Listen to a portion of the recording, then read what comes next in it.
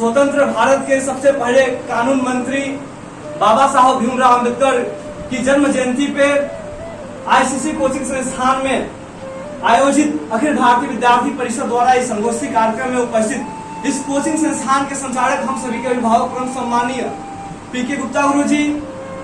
बड़े भाई अखिल भारतीय विद्यार्थी परिषद के प्रांत कार्यकारी सदस्य राकेश यादव जी, अखिल भारतीय विद्यार्थी परिषद भातपरानी नगर के सोशल मीडिया प्रमुख विकास सिंह जी, इस कोचिंग संस्थान में अपनी सेवा दे रहे प्रिय बड़े भाई आलोक वर्मा जी और इस भारत के भविष्य हमारे युवा साथीगण, मेरे प्यारे भाई और बहनों, मैं आप सभी का हार्दिक वंदन और अभिनंदन करता हूं। साथ ही बाबा साहब की जन्म जयंती पे बाबा साहब को सशक्त नमन करता हूं। यह हम सभी का सौभाग्य है कि हम एक ऐसे देश के वासी हैं जिस देश में बाबा साहब जैसे महान व्यक्ति हम सभी के समक्ष हमारे और आपके रास्तों को दिखाने के लिए ऐसे हैं, और उससे भी बड़े सौभाग्यशाली हम लोग अपने आप को इसलिए भी महसूस करते हैं ताकि इस उम्र में जब अधिकांश युवा अपने पद से विचलित हो जाते हैं, उस समय पीके गुप्ता जैसे गुरु जी हम लोगों के पास खड़े हैं और हमेशा हम लोगों के अपने विचारों से मजबूती प्रदान करते हैं और हम लोग अपने रास्तों में विचलित होने के बजाय सही दिशा में आगे बढ़ने का प्रयास करते हैं। बाबा साहब भीमराव अम्बेडकर एक सामान्य से परिवार में जन्म लेते हैं। उस समय देश गुलाम होता है। 1891 की बात है। 14 अप्रैल को मध्य प्रदेश के महू नामक शहर में बाबा साहब की जन्म होता है। बाबा साहब एक महार जाति से संबंध रखते थे और उस महार जाति को छुआछूत की दृष्टि से देखा जाता था। बाबा साहब पढ़ाई में बहुत ठीक ठाक थे, लेकिन छुआछूत होने के कारण बाबा साहब जब विद्यालयों में पढ़ने जाते थे तो इनको क्लासरूम से बाहर बैठा दिया जाता था। बाबा साहब को अगर प्यास लगता था तो उनको उस समय तक प्यासे रहना पड़ता था जब तक उस विद्यालय का चपरासी आके बाबा साहब को पानी नहीं पिला देता था। बाबा साहब अनेकों संघर्षों का सामना करते हुए अपने जीवन में आगे बढ़े और एक समय ऐसा आया कि बाबा साहब दुनिया के 9 भाषाओं के जानकार हो गए। बाबा साहब के पास 36 से अधिक डिग्रियां हो गई। बाबा साहब के पास 56 से अधिक विषयों का ज्ञान हो गया और इतना महान व्यक्ति जो दुनिया के हर क्षेत्र में अपने आप को स्थापित कर रहा है, उसके बावजूद भी ने धर्म, जाति, छुआछूत इन सभी चीजों का सामना करना पड़ा। आज हम सभी विद्यार्थी हैं, जब विद्यालयों में पढ़ने आते हैं तो अगर हमारे साथ एक छोटी सी समस्या उत्पन्न होती है तो हमें महसूस होता है कि अब हमें अपने लक्ष्य को बदल देना चाहिए।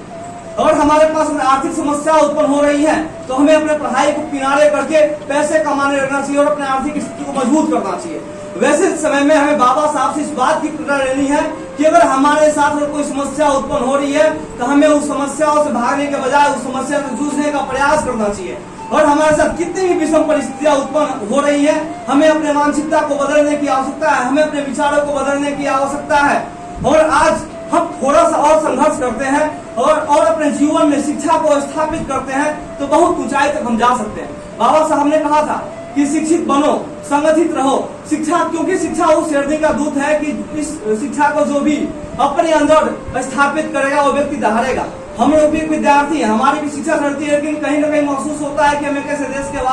के नागरिक है। इस देश को जब अंग्रेजों का देश गुलाम था उस समय से महापुरुषों ने अपने आप को लगाया और इस देश को आजाद कराने में अपनी भूमिका को निभाया। तो जब हमारे और आप जैसे युवा तुराई बाबा साहब जैसे महान पुरुषों के विचारों को अपने जीवन में स्थापित करते हैं, बाबा साहब जैसे महान पुरुषों के विचारों पर चलने का प्रयास करते हैं, तो निश्चित रूप से आने वाले दिनों में हमारे समाज में एक नया परिवर्तन आएगा। और आज हम बाबा साहब के जयंती पे उपस्थित हुए हैं और इनके चित्र पे पुष्प अर्पित कर रहे हैं, तो हमारी जिम्मेदारी केवल इतनी ही नहीं बनती है कि हम बाबा साहब के चित्र पे पुष्प अर्पित करें और फोटो खिंचवाएं उनको और इनको भूल जाए, बल्कि हमारी जिम्मेदारी यह बनती है कि बाबा साहब के चित्र पे पुष्प अर्पित करने के साथ साथ बाबा साहब के विचारों, बाबा साहब के आदर्शों, बाबा साहब के कृत्यों को हम अपने जीवन में अपनाएं और साथ ही अपने जीवन में अपनाने के साथ साथ हमारे आसपास जितने भी ऐसे लोग हैं उन सभी के पास बाबा साहब के विचारों को हम फैलाने का प्रयास करें। जिस दिन हमारे और आप जैसे युवा तुराइयों के मन में यह विचार आने लग गया कि हमें महापुरुषों को जानना चाहिए, हमें महापुरुषों को पढ़ना चाहिए, उस दिन हमारे समाज में एक नई क्रांति आएगी। बाबा साहब ने कहा था कि इतिहास वही बनाते हैं जो इतिहासों को याद रखते हैं, जो इतिहास को भूल जाते हैं वो कभी इतिहास नहीं बनाते। अगर हम एक बेहतर भविष्य की कल्पना करते हैं तो वहाँ आवश्यकता है कि हम अपने वर्तमान के साथ साथ अपने अतीत को ध्यान में रखें, क्योंकि किसी भी राष्ट्र की पहचान उसके आदर्शों, मूल्यों और उसके सिद्धांतों से होती है। अगर कोई राष्ट्र अपना मूल्य बदल देता है इसका मतलब अब उसका भविष्य भी बदल जाएगा। और किसी भी राष्ट्र के मूल्य या किसी भी राष्ट्र के भविष्य सुरक्षित तब रहते हैं जब उसके वर्तमान युवा पीढ़ी के सामने उनके अतीत के आदर्श स्पष्ट होते हैं। और हम सभी का सौभाग्य है कि हमारे समक्ष हमारे आदर्श के रूप में बाबा साहब भीमराव अम्बेडकर जैसा महान व्यक्ति है, जिसके ज्ञान के सामने पूरी दुनिया नतमस्तक हो गई थी।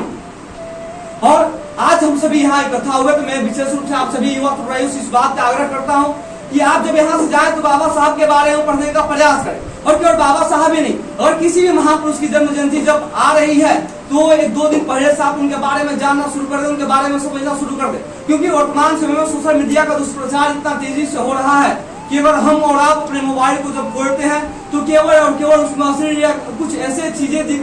दिखता है जिससे हमारे और आपके हिस्सा केवल दिग्भ्रमित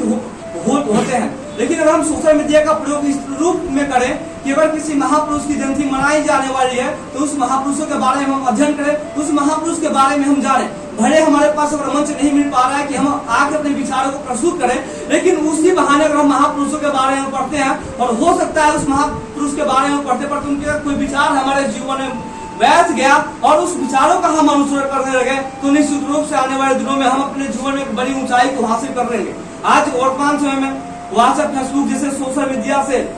हमें इतने ज्यादा ज्ञान मिलते हैं जिस ज्ञान का कोई उपयोग नहीं होता है। हमारे पास अच्छा यूट्यूब है, हमारे पास अच्छा गूगल है, और हमारे मन में किसी भी तरह का कोई भी संदेह उत्पन्न होता है तो हम गूगल पे लिखते हैं तो बहुत आसानी से उस संदेह का हल निकल जाता है। तो हमें प्रयास करना है सोशल मीडिया का सही ढंग से उपयोग करना है। और विशेष रूप से अगर हम युवा हैं तो हम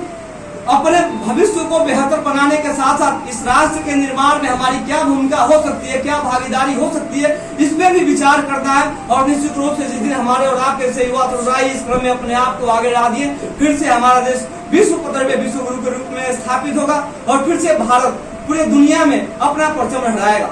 इन शब्दों के साथ धन्यवाद। अब मैं बड़े भाई राकेश यादव से आग्रह करता हूं कि आप हम सभी के बीच अपने विचारों को रखें।